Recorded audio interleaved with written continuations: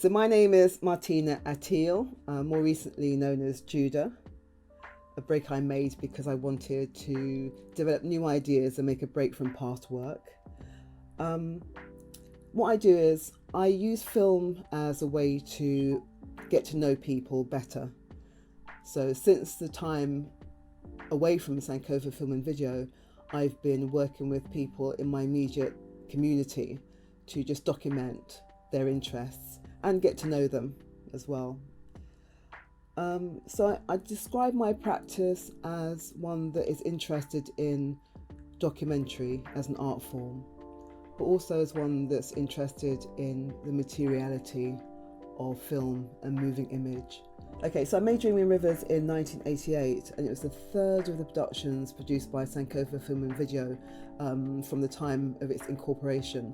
Territories was made when Isaac was still, at Central St. Martin's, and we all had a hand in working on that film, but essentially it was Isaac's graduation film. And so Dreaming Rivers came as the first film that was designed to be one of 6 produced by the women in Sankofa. There was, at that time in the 80s, politically, there was a sense of duty towards Black access to the arts, because we just had those terrible riots in 81 in Brixton, and the Scarman report actually talking about the lack of opportunities that Black young people had. So we were beneficiaries of the sort of policy shift, as it were, that recognised the need to encourage and provide for work by Black artists. What did you come here for, Mum?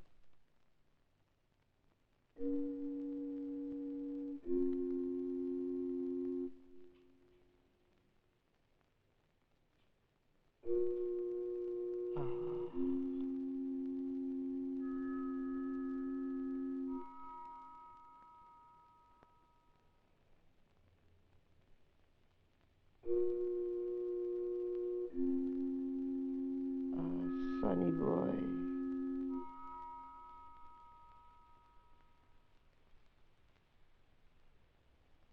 I entered Goldsmiths in 1980, and during that time we had the riots, and we had the New Cross fire, which claimed the lives of those very young people so tragically.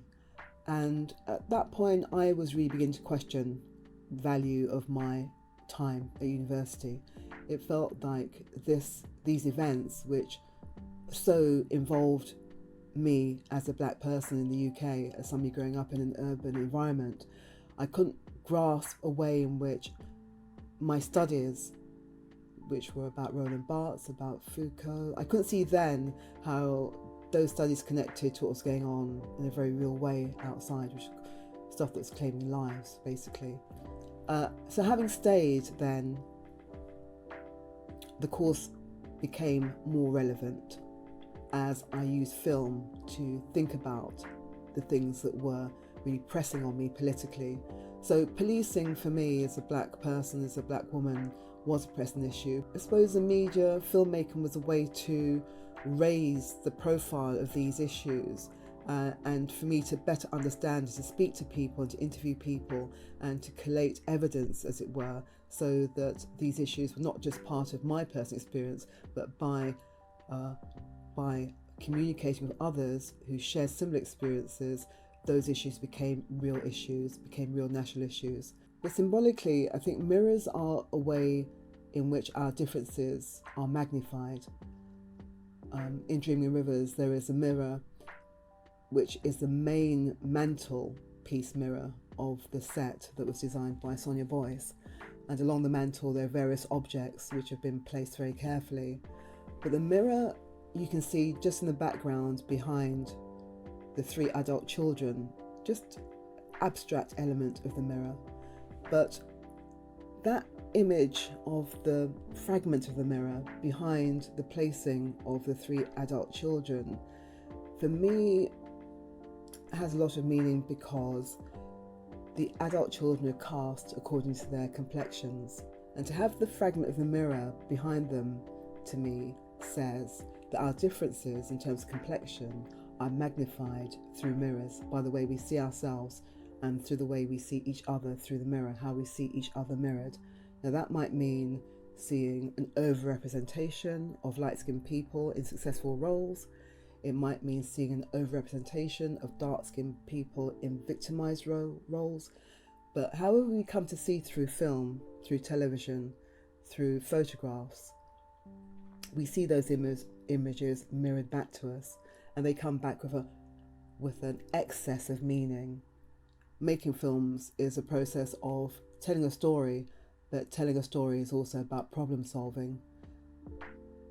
And the problem is trying to get a message across in a way that people will want to spend time with you as you unfold that message.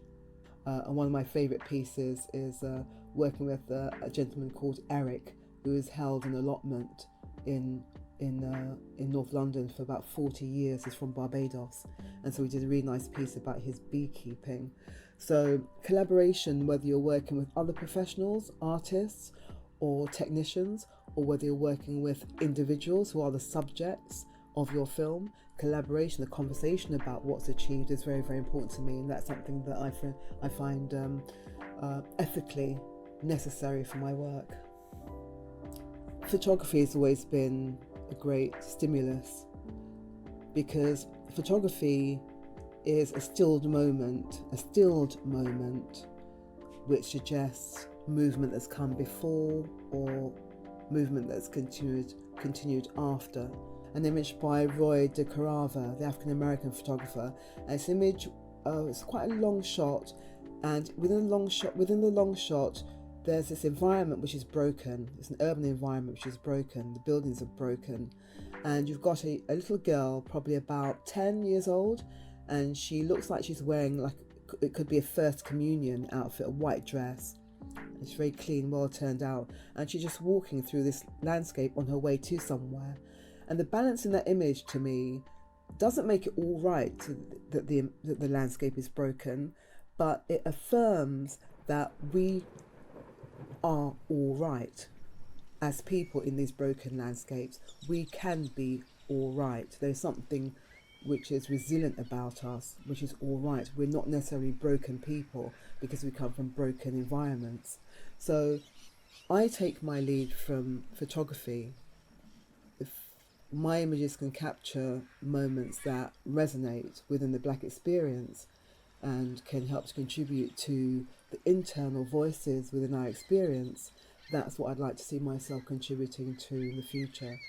But the wealth of images in photography is a huge, huge inspiration. That's why I find myself talking more often to photographers than filmmakers, people like Ingrid Pollard, people like Ajamu X, people like David A. Bailey in the early days, about photography, because it's so inspiring. There's a timelessness that allows you to dip in and find a space from which you can create a moving moment, a moving story.